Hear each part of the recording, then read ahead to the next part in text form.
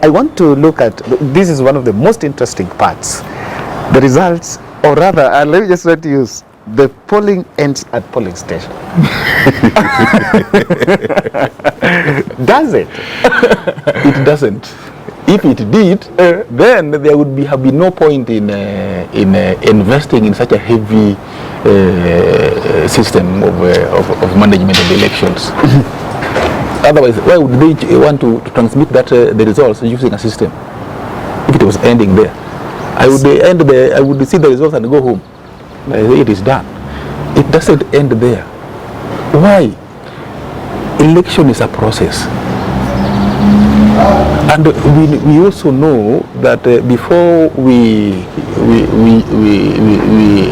deployed technology in election, there was still a process, some steps that you had to take before the end of an election. Now, when you introduce technology into the electoral system again, you add more steps. You add more steps into the process. It becomes more complex. So when you say that when you vote it ends there, it doesn't, because it really, the results are not there.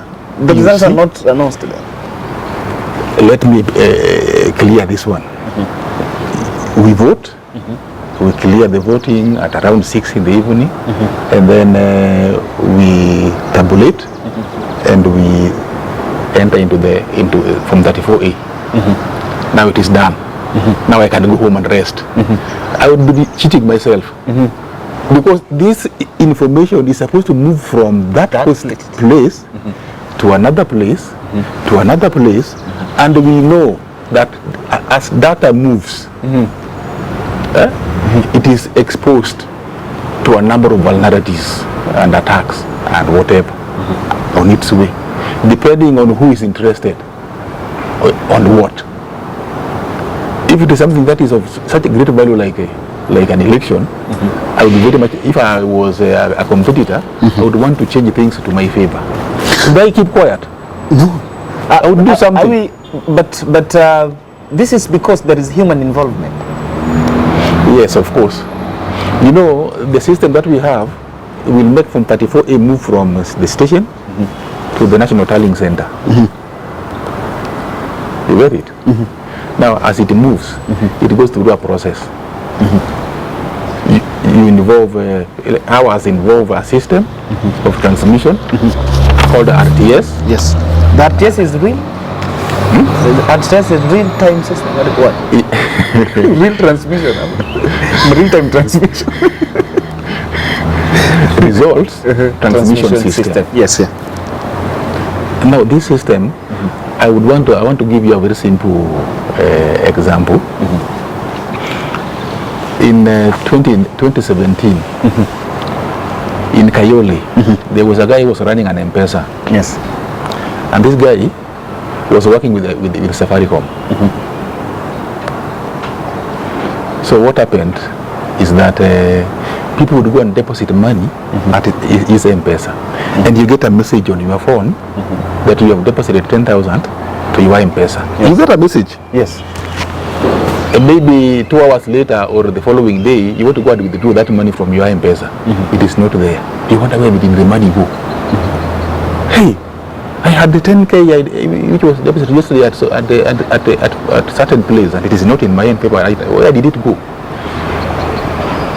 They did investigation and discovered that that guy at the M-Pesa had put a strange code somewhere in the system that was redirecting this cash to a different account. So you get a message, but money goes to a different account. So that is an example of transaction doesn't end at the shop. It can be redirected. It can be redirected. So that brings in the question of changing the file format. If I know that you can redirect what we call a digital transaction, why would I allow you to change a file format? Because along the way, those changes are the ones that facilitate the final results. This kind of act. Why did you change my file format? Why? I sent you an image from my phone to your phone, it was an image with the JPEG file format. When it comes to your phone, it is now a PDF. Why did it change? I would want to know, because those changes facilitate. I mean, they are suspect to something more sinister, something more serious. So, when you vote at the polling station, the true position is this: that file which is coming from the polling station should be accompanied by a military all the way to the tallying center for it to be safe. Are you saying we go manual on transmission because we don't trust anything? What I'm saying is, unless we eliminate human involvement completely, completely. A very interesting. I was talking just on a peer analysis with a gentleman who was telling me, and he said, and I remember I told you, he was telling me that when there is human involvement, it is compromised by nature because it's only the machine that cannot receive a bribe. Yes. The human receives something. Now, on that, I want to bring your attention to something.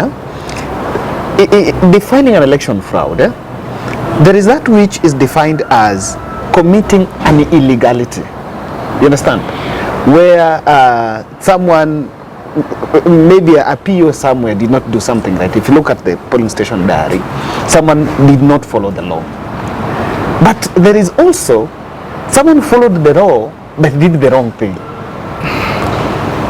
Which is that is the profile of election fraud. So did the judges lack, let's not pass muster the judges, but did this case lack understanding of the system, of how the King's Gate works, so that we will trace something that went wrong? For that, let me read you something. I hope you love this one.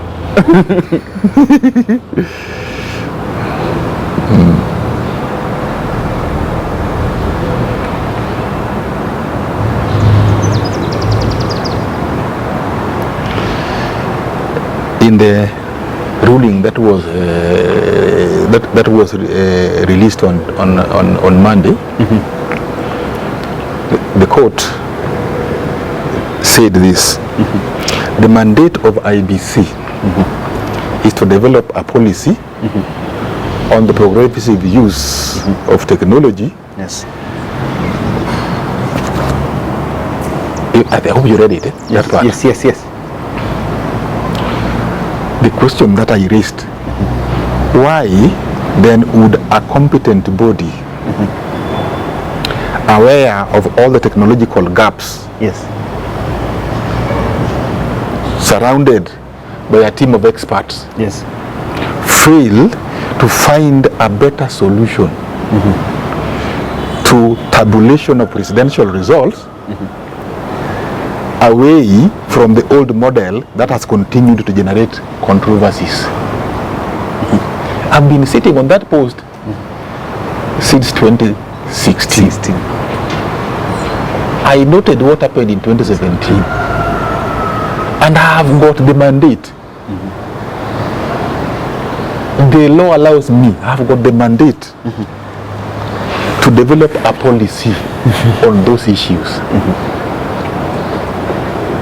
Internal policy. The body IBC has got the mandate to develop anything that they can use to ensure that elections are fair. That's what the law says. They have got the mandate. They can do anything. They are allowed by law to look for anything that they can put in place to ensure the elections are fair. But could that freedom still be abused if you allow him to do anything to make sure it's fair? Then you can still use that anything to make sure that you what I mean here, you know, the other part, there's another other part where it says that whatever the commission does, it must be open, transparent. Yes. Yeah, I think you read that part. Yes. So it is complete.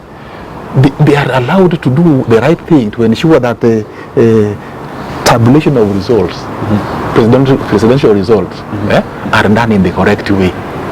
And he saw this in he saw what happened in 2013, because he was still somewhere around 2017. He was actually involved. Another 5 years down the line, the same doubtful, the same scenario catching up with you. A lot of what you are asking me, you can see there are a lot of questions about what you would call fraud. Fraud is intent. Fraud is intentional. Yes, something that you have put it in a different way. You have been told do things the right way. You have got the leeway, but you have the right way. Do things the right way so that things can end up the right way. And then you make a repeat of the same mistake that happened the other time. Yet you have got the leeway to do what is right. So my take is 2017 was an eye opener, and for that alone, if there was a repeat of some opaqueness about the conduct of the election, this court would have done the same thing that the other court did, because they had the leeway. They are okayed to do what is right, and then they can be able to look back and see what really affected the election. And the same thing comes and reappears again in the next election. How do you define that? Let me ask you. So there is two schools of thoughts here. That the judges, or now in the case, you point a doubt, like there might be a problem. Yes, you acknowledge there is a problem, but then you find that maybe this problem is not as huge to affect. Should we look for how the IT affected the whole thing, or we should just find a window kidogo, then we should we look at the extent? Someone used that which you call small to mint billions of shillings from banks. You would get 4 shillings from you, 4 from me, from somebody else, through the system, and you would detect. And that's 4 shillings. Yes. And he became a billionaire. What I mean is this: a system does not give you a conclusive image of the extent of damage immediately. It doesn't. What you look for in technology is a sign that something has infiltrated it. And if you did see anything like that, the first thing you should do is to ensure that you stop everything. Because you want to know the extent of the damage at that time. You won't. It will take some time to know how much of your affairs was infiltrated. So a signal is enough to send you packing. Getting really, things are bad. If you see a virus on your machine, just a sign of a virus. Even if your files are still intact. Don't wait for how many files? Don't wait for another 5 minutes. Yes.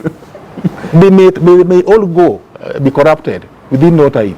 So when you see any sign of anything in a technological system, you should take an immediate action. And why didn't you take that action? We were able to see that KPMG, and I saw that ruling about KPMG and how it meandered, whatever. But if the system was corrupted with ghost voters by June 2022, and this is a management system. Yes, it's a management system which we know just one code is enough. Just one code is enough to indicate, to show you that there is a duplicate. There's a duplicate. And there is this. There's another thing. There's another thing. Just the right algorithm will let you know that there are some people who have registered twice, three times, who are ghosts, who are dead, and whatever, and still they were still there in that system by June. I would know that the system itself is corrupt. From the word go, it is corrupt. And because you have the mandate to correct it, don't go into the elections without correcting that thing. First of all, ensure that it is corrected. Let the stakeholders come and approve that the things are okay. Let somebody who is independent conduct another audit of it to confirm whether it is so. Because in technology, we don't go by theories. That you see, I saw it, but I did correct it this way and the other way and the other way. We don't go by that. We go by proof. You provide a certificate of proof that this thing was done.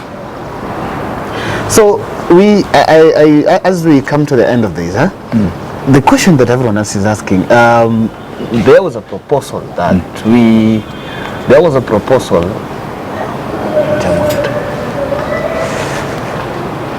there was a proposal that in 2027 we duplicate what happened at the presidential to all the six, so that kila results the portal. That's number one. Does it worry you that if we move on with this, while this is still questionable, the court has given it a clean bill? What's next? Did I get you correctly? My question is this. The court has given this a clean bill. But of course there are glaring questions that people ask, which they are raising themselves. So what do you think we should be done? Stakeholders should rise up to the occasion, because as things are, we are headed back to the dark days. Things will not be okay as they should be, because as things are right now, if technology cannot sort our problems right now, which, as I have just said, technology is the easiest way to combat crime. Very easy. It's the easiest way to combat crime. Yes. Avoid the multiple voting. Yes, it is the easiest way. So IBC stakeholders should come up with the more legislation. So that this system can be more integrated. Make it completely not paper free, because again, when it is paper free, and somebody enters some wrong information inside the system, some wrong code, it can do wonders. It should not be paper free, but still it should not be humanly involved. We should eliminate human involvement as much as possible, and then use the system wholly, from identification, verification, transmission, and tabulation. So that if they wanted to get it to close the gap, after counting the votes at the polling station, and you enter it into the system, me being a candidate in my office, I'm seeing the results right on my screen as they come in. Yani automated transmission and tabulation of results. And on that, we are in a representative democracy. Should we maximize representation of political parties into this process? Because at the end of the day, there will be human involvement. That's what people have criticized as mere for lack of agents. I'm only trying to use other words to ask that question. Well, it is necessary, but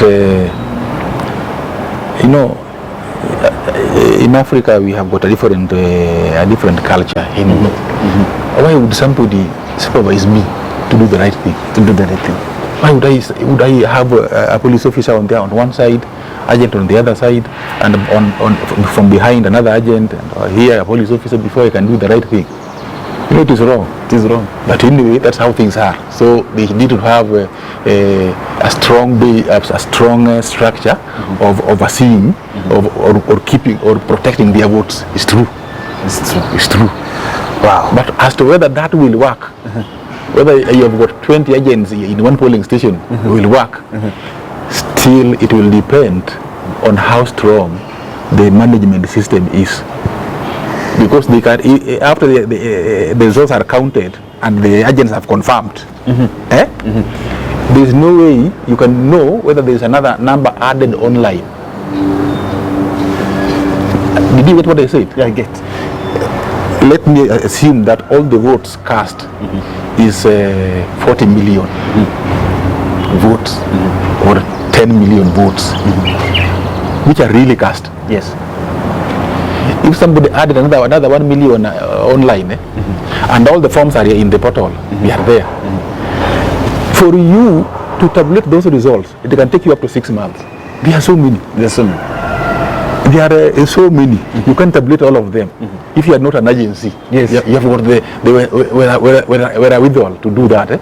You can't do it. So it will take maybe 6 months.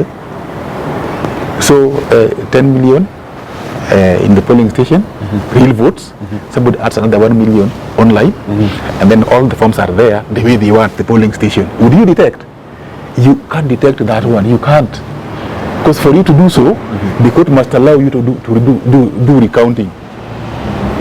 And there is no time. There is no time. There is no time. Time frame for you to get that evidence is kind of strained. It's kind of strange. It's too strained. Wow.